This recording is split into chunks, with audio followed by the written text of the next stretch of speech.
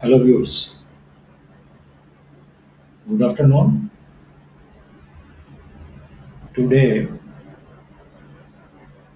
I am with a very important topic and very interesting topic, which will be very perceptive, informative for all those women who are working women,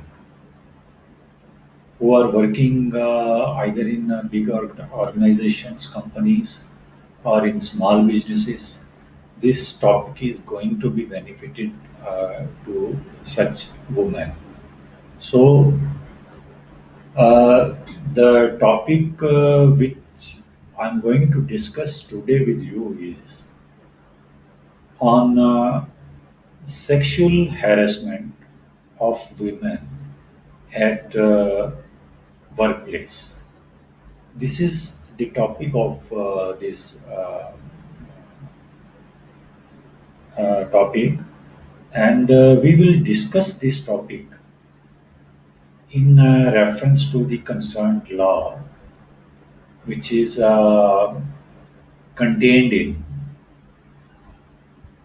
Sexual Harassment Act of 2013,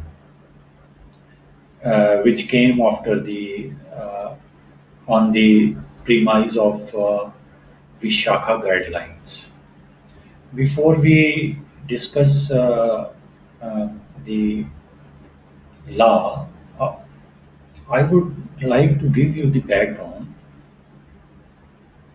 that what has happened and what is happening in our society. We, our society is yet not very open. It is conservative society. We we see that in our societies there is a lot of gender inequality. We discriminate genders on the basis of their sex, male, female, transgenders, and others.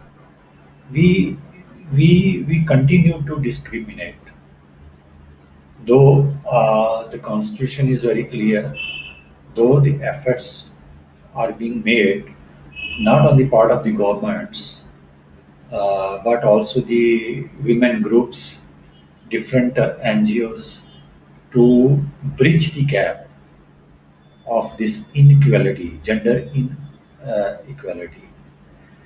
Uh, we are we are still very far to achieve the goal of gender equality. For example, we have seen that if male, this problem exists not in the rustic families, the uneducated families, but this problem much more exists in the educated families who live in the cities, who live in metros. This problem exists there, and which is this problem? The we have observed many times that if female child is born,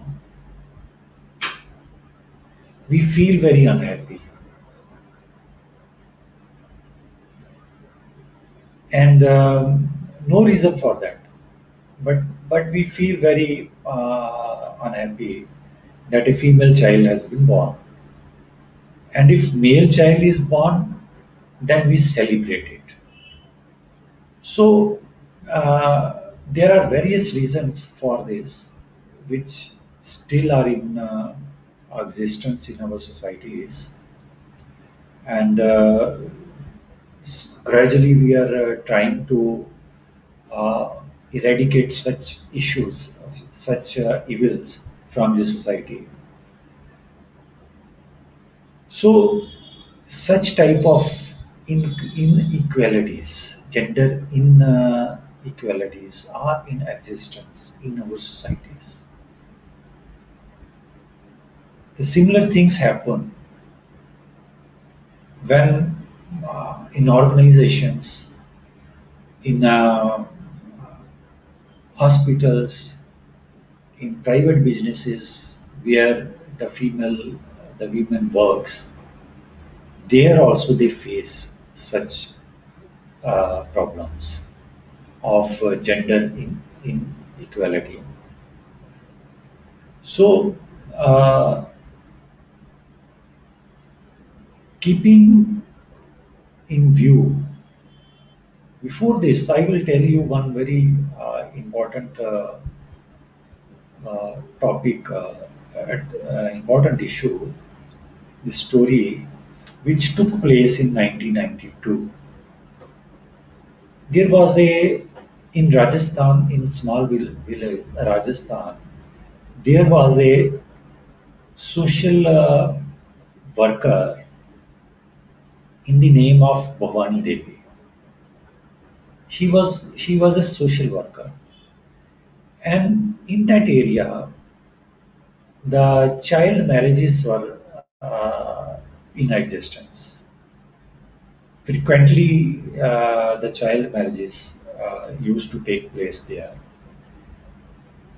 and she always, being a social worker, she has always put efforts to prevent such uh, child marriages. The But it was not liked by the society there, by the male part of the society there, and as a result, what happened to her? That she was gang raped. She was gang raped. Uh, the culprits were arrested. They were put behind the bars. But ultimately, what happened? Ultimately, all the accused persons,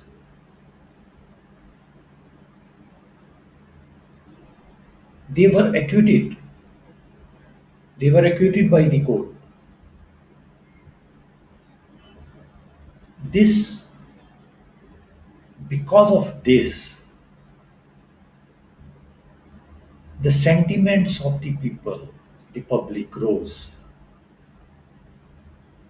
It it raised the sentiments of the public. Media, not in India only, but international media took cognizance of this issue. Women groups, NGOs,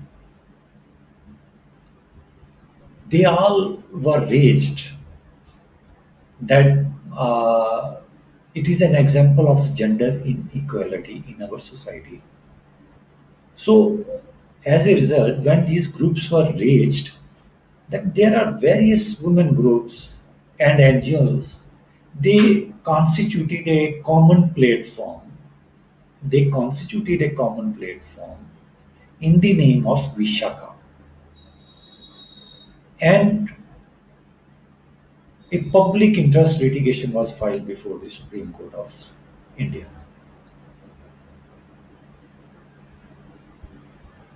Then the Honorable Apex Court, Supreme Court of India,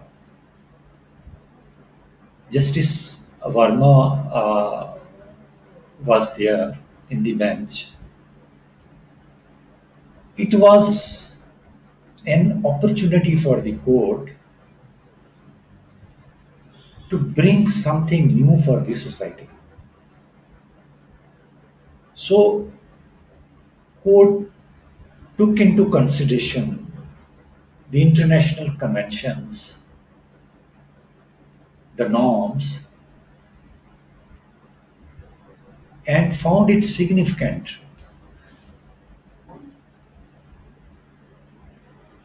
and also Article 14, 15, 19, and 21. The four articles together,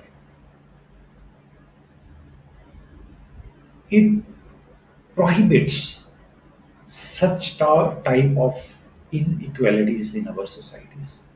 So court find the opportunity to interpret law and to bring safeguards to protect dignity and law against the sexual harassment.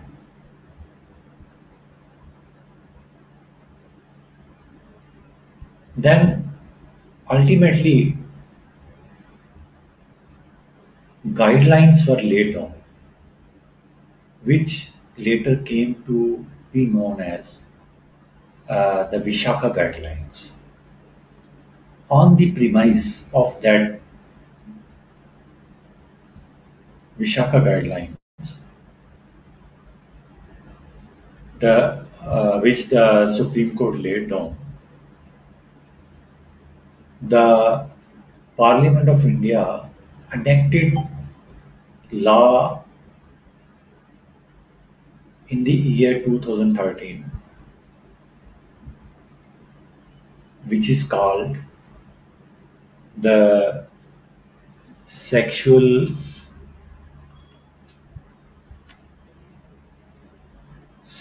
Harassment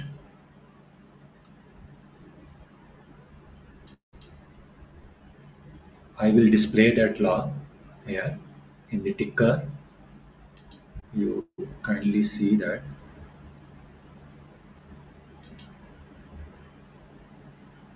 The sexual harassment of, you can see that, of women at workplace, Prevention, Prohibition and Redressal Act 2013. So this was the background of this law, how it came into existence. It started from the story of Bhavani Devi in Rajasthan, which ended ultimately in Supreme Court and by uh, laying down of the Vishaka guidelines. And the role of, we cannot forget the role of women groups and various NGOs, which on the common platform of Vishaka filed this BIL and brought these guidelines and ultimately this legislation in the society. Now we see that gender inequality is still in practice. We have not achieved the 100% gender equality, in which irrespective of gender equality means irrespective of any sex, color, creed, everyone becomes, whether it is the women or the male, all become, or transgender, all become responsible towards and accountable towards each and others. They respect each other. They feel responsible. They feel uh, accountable to each other. There is no tone of inequities between the two different sex, male and female. But we have not achieved in its fullest form till date. Still, we are very far. though we are working on this. Now, this law came into existence, and it has imposed responsibilities on all the workplaces, employers of all the workplaces, employ between employees. Sexual harassment basically is all about the power. Who exerts the more power? Because this is the power which impacts inside the organizations, and it impacts in various forms. This power, it guides the actions of the others, and if these powers are misused, then it may lead to such inequalities in the organizations, exploitation of the opposite sex. This law prevents the women from this exploitation, which emanates from the power which the other sex has in possession, holds in the organization. So basically, this law prevents all such exploitations. But it is also very pertinent, intrinsic, that the women has to be vocal in this. They have they they have to take off their reticence. They need to come forward to complain about those who misuse their authorities to exploit them. This is very important for the women. And they must know that the women are not alone. A full-fledged legislation protect them. It empowers them to complain about those people in power who exploits them on the workplaces. Now let's examine this law. What this law is. First, you must know, I will take you to concerned section.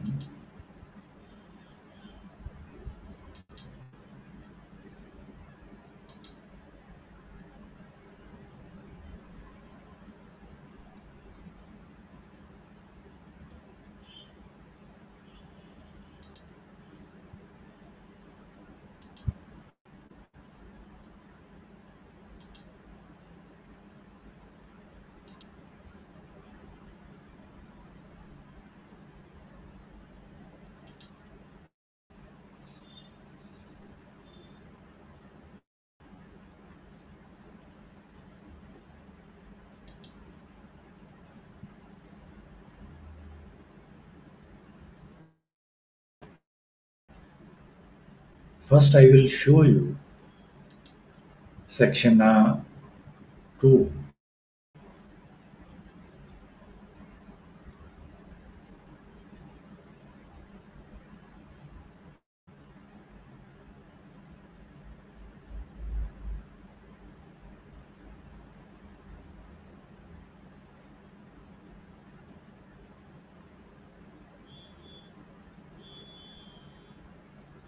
There is subclass N in section 2.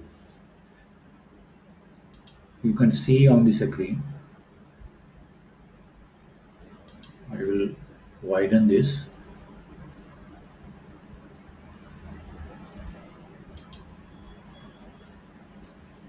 You must know that what can be the sexual harassment is.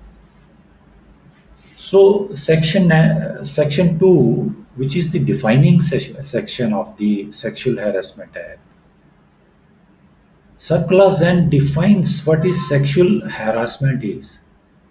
First part is physical contact and advances. Number 2 is a demand or request for sexual favors. Third is making sexually colored remarks. Fourth is showing pornography. Fifth is any other unwelcome physical, verbal, or non-verbal conduct of sexual nature. So these are the different categories uh, which shows that if such thing happens on your workplace, then or such acts on the part of the person falls within these categories. If physically, if somebody physically, if some uh, employee in the organization physically contact with this and advances with this intention to molest, to rage the dignity of the woman, that amounts to sexual harassment. Somebody, if somebody demands, request for sexual favors by uttering or in writing, such acts of the person amounts to sexual harassment of the woman at workplace. If someone extending sexually colored remarks, tones in sexually colored tones, that is sexual harassment. If someone in the organization, either it is a hospital, it is a public company, or it is a private company, big organization or small organization or any small businesses where the women work, if somebody shows you the pornography or any other unwelcome, which you feel that this is derogatory, this is unwelcome physical, verbal, or non-verbal conduct, that amounts to sexual harassment of the woman at workplace. So where you feel that such person is trying to advance in such a way that it is unwelcome, it is against the dignity of the women, that certainly that act of the person amounts to the sexual harassment of women at workplace. So you have to see yourself that what sort of fact the person is trying to shower on her.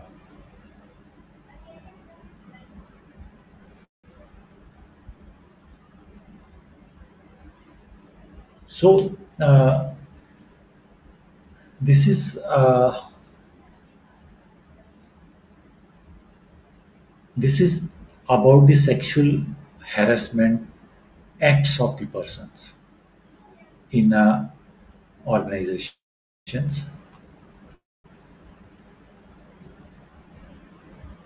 Now,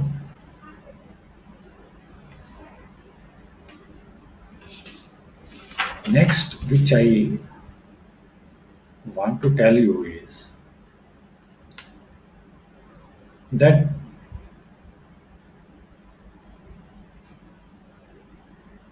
what are the redressals available to. I will stop this.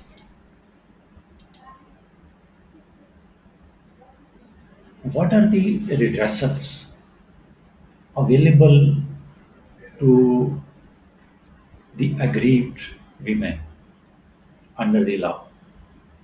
Before this, I will tell you that under the Sexual Harassment Act of 2013,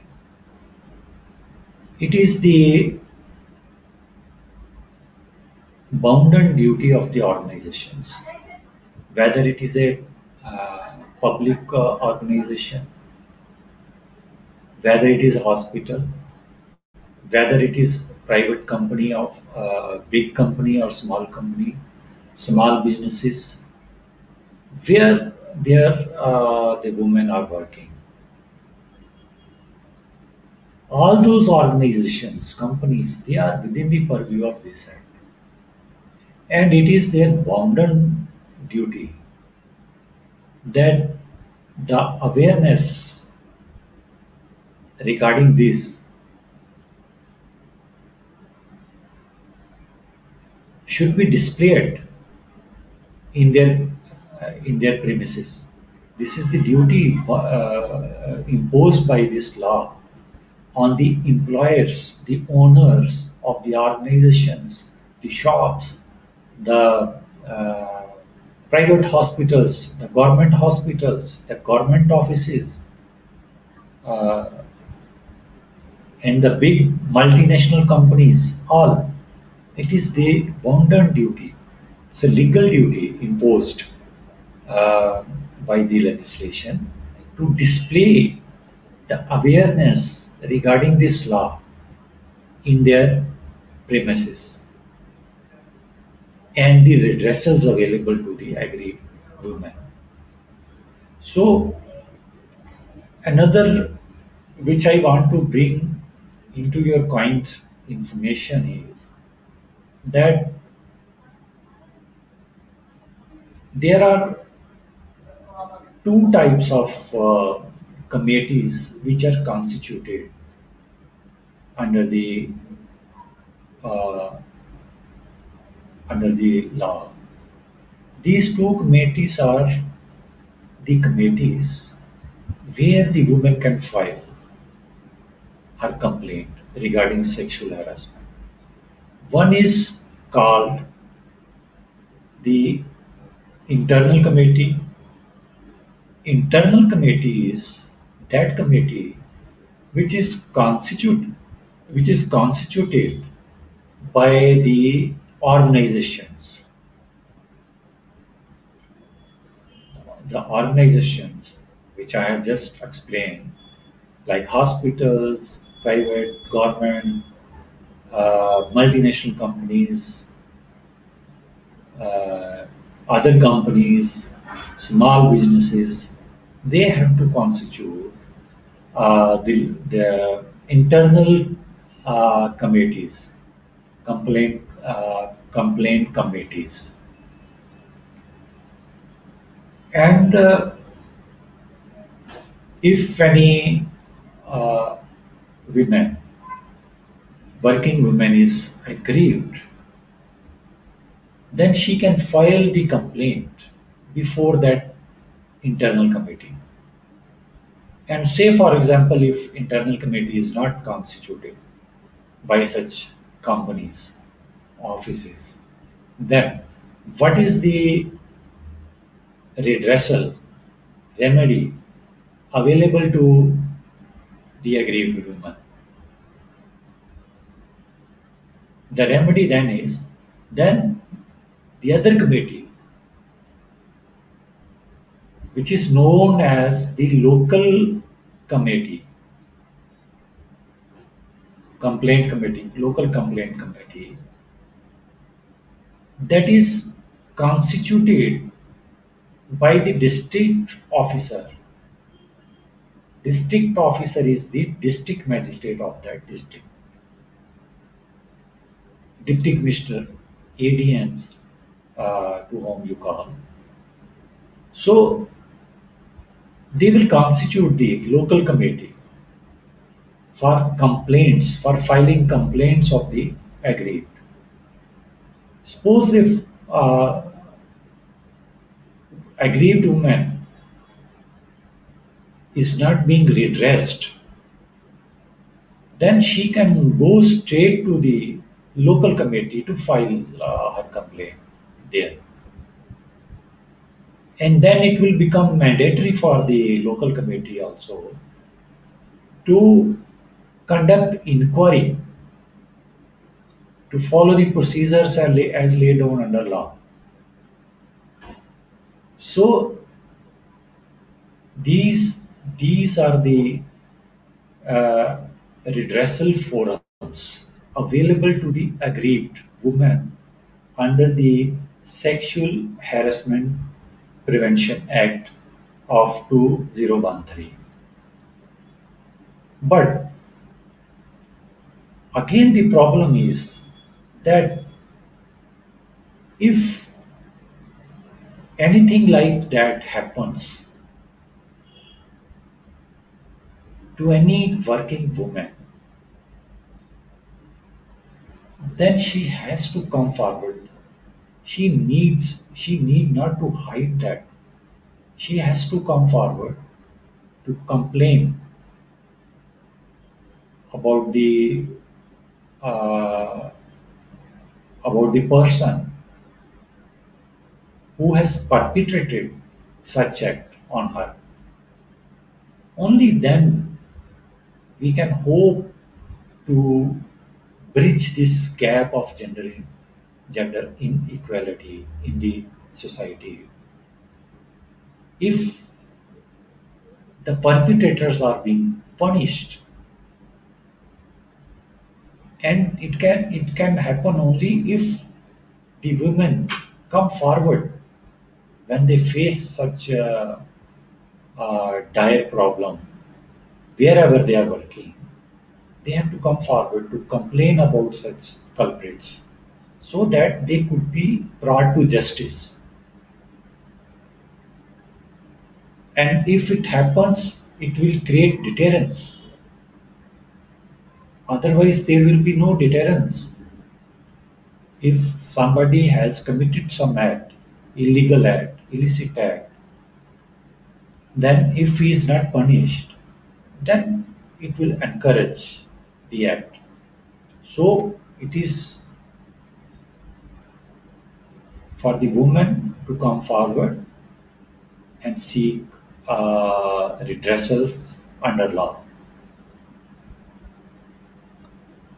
Now, the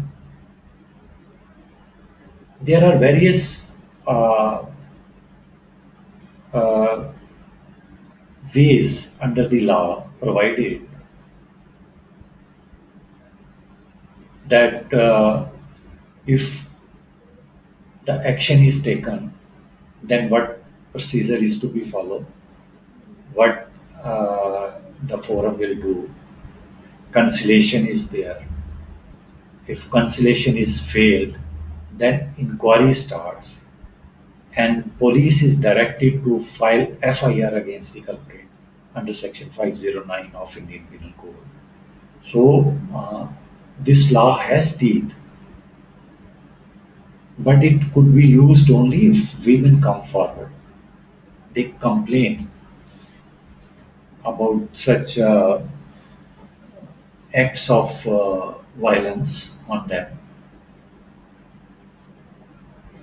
So this is what the sexual harassment is. And summing this up, I will exhorts on that the women must